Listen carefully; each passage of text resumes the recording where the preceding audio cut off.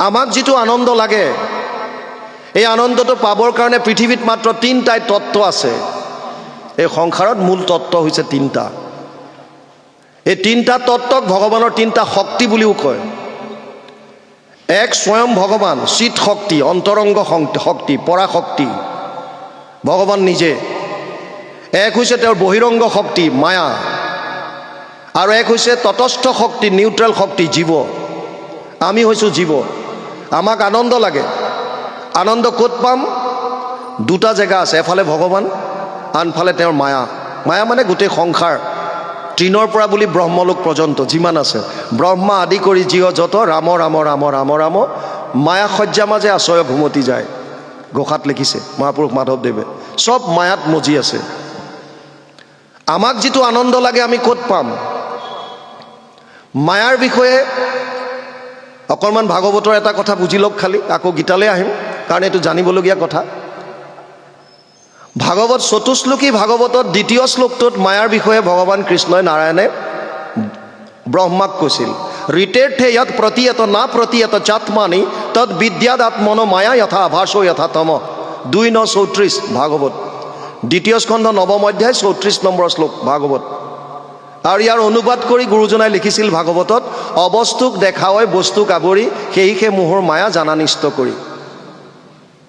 অবস্তুক বস্তু কৰি দেখুৱাই আছে।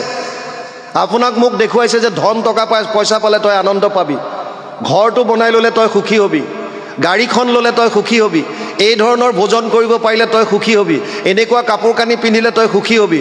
মায়াৰ মাজত অবস্তুক বস্তু কৰি আমাক দেখুৱাই আছে, আৰু আমি সেইফালে দৌৰি আছোঁ। আচলতে আনন্দটো ক'ত আছে? যিটো বস্তুত আপুনি বিচাৰিছে, আজি যদি তাত সুখ অকণমান পাইছেও, কাইলৈ হয়তো তাত সুখ নাপাবও পাৰে, কাৰণ এইবিলাক অস্থায়ী, তাৰ স্থিৰতা নাই। তাৰ বিপৰীতে ভগৱান বেদত কৈছে, তৈত্তৰীয় উপনিষদত কৈছে, ৰসো বৈশ্যহ, সেইজন আনন্দ স্বৰূপ। আৰু কৃষ্ণ শব্দৰ অৰ্থ লিখিবলৈ কৈ মহাভাৰতৰ উদ্যোগত লিখিছে, কৃষি ভূবাচক শব্দ ন চ নিবৃত্তি বাচক দ্বৈউৰ একাত পৰম ব্ৰহ্ম কৃষ্ণ ইতি অভিধীয়তে। এইটোৰ অনুবাদ কৰি মহাপুৰুষ মাধৱদেৱে ঘোষাত লিখিছে, কৃষেন শব্দ এইটো পৃথিৱী বাচক ভৈলাম ন আনন্দত প্ৰৱৰ্তয়, দুইৰো এক পদ মিলি পৰম ব্ৰহ্ম ৰূপ কৃষ্ণ, নাম আনন্দক মাত্ৰ কয়। মানে কৃষ্ণ মানে আনন্দ। আপোনাক মোক যিটো আনন্দ লাগে, সেই আনন্দটো হৈছে কেৱল কৃষ্ণ। আৰু অৰ্জুন, জীৱৰূপী অৰ্জুনক ভগৱানে তাৰেই সন্ধান দিব বিচাৰি আছে। তই যিটো আনন্দ বিচাৰিছ, তই এইটো ক'ত পাবি? তাৰ কাৰণে তই কি কৰিব লাগিব? এই কথাটোৰে জ্ঞান দি গৈ আছে বিভিন্ন ধৰণে। যদি আপুনি ভগৱানক পাব বিচাৰে, ভগৱানে হৈছে আনন্দ। আমি ঘোষাত গাওঁ সহজানন্দ, স্বৰূপানন্দ, হৃদয়ানন্দ, পৰমানন্দ। ভগৱানৰ নাম সচ্চিদানন্দ, চিদানন্দ, সদানন্দ, দয়ানন্দ, নিত্যানন্দ। কেৱল আনন্দ স্বৰূপ তেওঁ, পৰমানন্দ তেওঁ। আপোনাক মোক যিটো আনন্দ লাগে, তেওঁ সনাতন, তেওঁ নিত্য।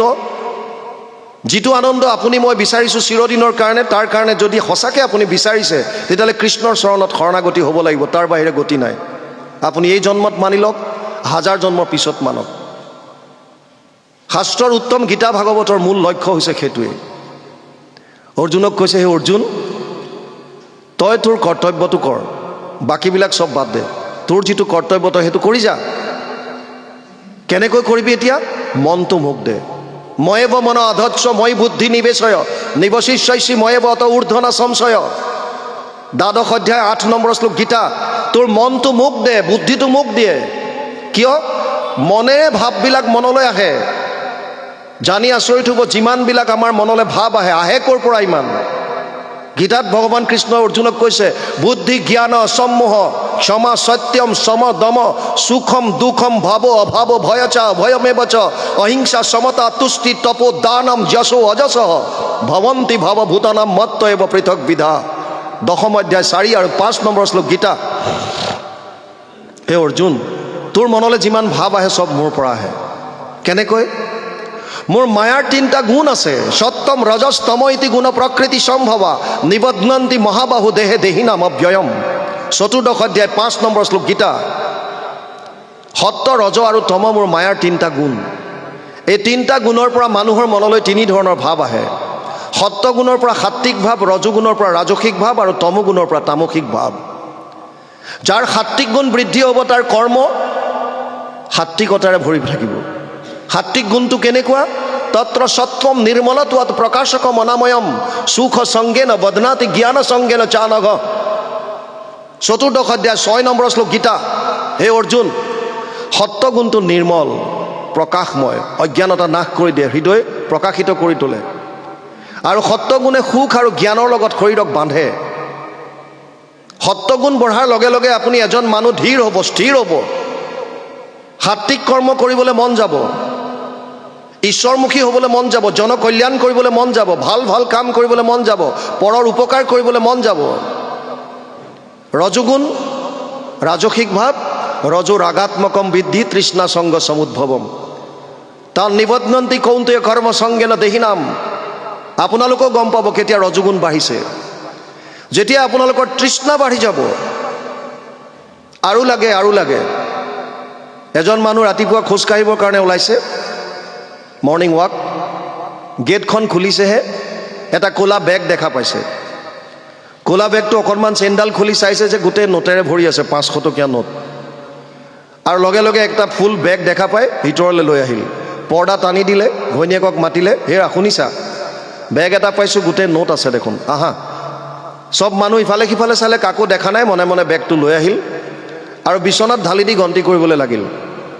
বাৰে বাৰে গন্তি কৰিছে, 99,500 টকা ওলাল, 99,500।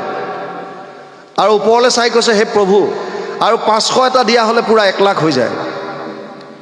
বুজি পাইছেনে? আমাৰো গতি একেই, যিমান পাওঁ তাতকৈ কিবা এটা থাকি যায়, আৰু লাগে, সন্তুষ্টিটো নাই, আৰু লাগে। এইটো হৈছে ৰজোগুণৰ প্ৰভাৱ, তৃষ্ণা সংগ সমুদ্ভৱম, তৃষ্ণাটো বঢ়াই লৈ গৈ থাকিব আপোনালোকক। আৰু তমোগুণ কেনেকুৱা? তমস্তু অজ্ঞানজম বৃদ্ধি মোহনম সৰ্বদেহিনাম প্ৰমাদ আলস্য নিদ্ৰাভি তন নিবদ্ধন্তি ভাৰত। 4th অধ্যায় 8 নম্বৰ শ্লোক গীতা। হে অৰ্জুন, তমোগুণটো তই অজ্ঞানতাৰ প্ৰতীক বুলি ভাব। তমোগুণ বৃদ্ধি হ'লে মানুহে 3 ধৰণৰ কাম কৰে। আপোনালোকে নিজক এইবিলাক ক্ৰিয়া কৰি চাব পাৰে, এক্সপেৰিমেণ্ট কৰি চাব পাৰে। 1 নম্বৰ হৈছে প্ৰমাদৰ দৰে কাম কৰিব। প্ৰমাদ মানে শাস্ত্ৰসন্মত নহয়, যি মন যায় তাকে কৰিব। মানে প্ৰমাদ শব্দটোৱেতো পগলাৰ দৰে বুজায়। সঁচা কথা ক'বলৈ গ'লে শাস্ত্ৰসন্মত নহয়, যি মন যায় তাকে কৰাটোৱে প্ৰমাদ বুলি কয়। দ্বিতীয় হৈছে আলস্য ভাৱ, কৰিবলগীয়া কামবিলাক পাছত কৰিম বুলি থৈ দিয়ে, ইংৰাজীত প্ৰক্ৰাষ্টিনেশ্যন বুলি কয়। এতিয়া কৰিবলগীয়াটো পাছত কৰিম বুলি থৈ দিয়ে। ছাত্ৰ ছাত্ৰী আৰু অফিচৰ কৰ্মচাৰীৰ মাজত প্ৰায় দেখা যায়। ছাত্ৰ ছাত্ৰীয়ে হোমৱৰ্কবিলাক যিবিলাক কৰিব লাগে, আজি নকৰোঁ দে, কাইলৈ কৰিম, কাইলৈ কৰিম, কাইলৈ কৰিম বুলি পেলাই সাঁচি থৈ দিওঁতে পৰীক্ষাৰ সময়লৈ গৈ পেলাই পেণ্ডিং ৱৰ্কছ এটা বহুত বাঢ়ি যায়। আৰু তাৰপাছত সিহঁতে চিন্তা কৰে, এতিয়া ক'ৰ পৰা পঢ়িম, পৰীক্ষাটো পালেহি, ক'ৰ পৰা আৰম্ভ কৰোঁ, মইতো শেষ কৰিব নোৱাৰিম চিলেবাছ, আৰু চিলেবাছ শেষ কৰিব নোৱাৰিলে মোৰ মাৰ্কছ কম আহিব, মোৰ এটা নাম আছে, মোৰ মা দেউতাৰ সমাজত নাম আছে, মই যদি মাৰ্কছ কম পাওঁ তেতিয়াহ'লে এইটো বৰ ডাঙৰ কথা, মই মুখ কেনেকৈ উলিয়াম, মা দেউতাৰ কিমান লাজত পৰিব, মই জীয়াই নথকাই ভাল, মই মৰি থকাই ভাল, মই মৰি থকাই ভাল, বছ, এটেম্প টু ছুইচাইড। চব এইবিলাক তমোগুণৰ প্ৰভাৱ।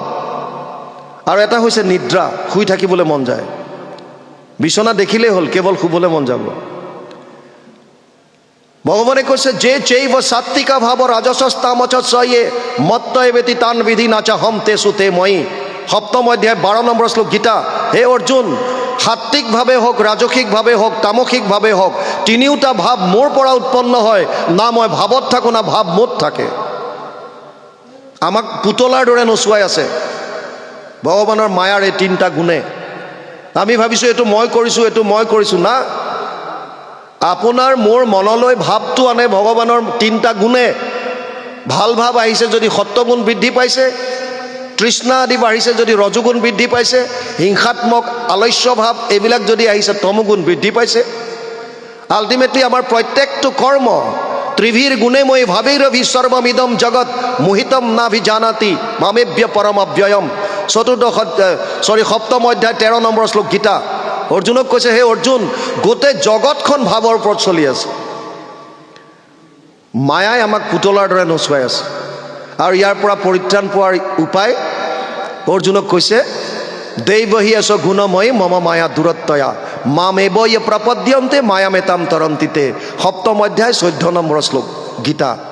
হে অৰ্জুন, মোৰ মায়াৰ পৰা যদি পৰিত্ৰাণ পাব বিচাৰিছ তেতিয়াহ'লে কেৱল মোক শৰণ ল। মামেব ইয়ে প্ৰপদ্যন্তে, এব মানে কেৱল মোক, কেৱল মাত্ৰ এব বুলি কয়। মামেব কেৱল মোক, কেৱল মোৰ ওচৰত যদি শৰণ ল তেতিয়াহে তই মায়াৰ পৰা হাত সাৰিব পাৰিবি।